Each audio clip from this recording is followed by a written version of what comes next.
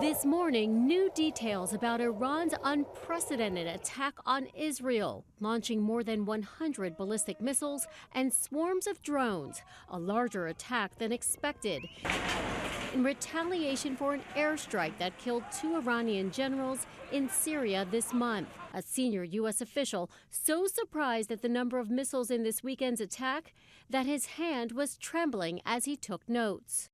3 over here. You can see that rocket flying up in the sky just over Jerusalem here now. It's just raining rockets with those sirens blaring out. You can hear the interceptions every few seconds here.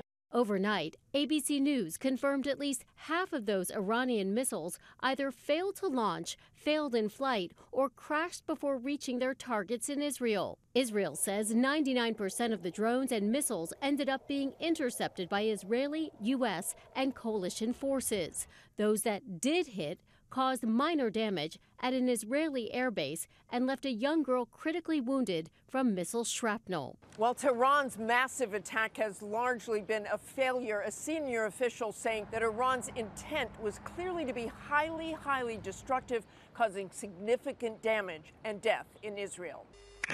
Now, attention turns to whether Israel will respond. Prime Minister Benjamin Netanyahu meeting with his war cabinet yesterday.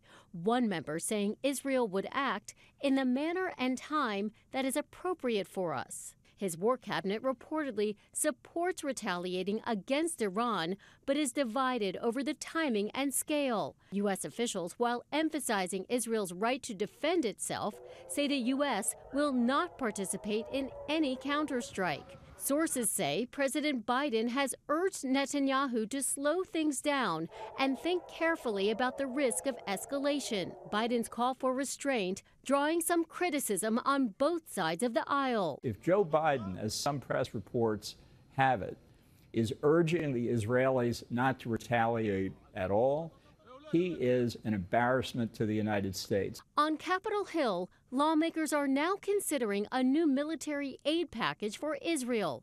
A vote could come as soon as this week. Iran's government this weekend sent a message to the White House suggesting they were finished after their attack late Saturday, saying they consider this matter closed. The Biden administration is making the case that this was a success for Israel, suggesting retaliation may not be necessary.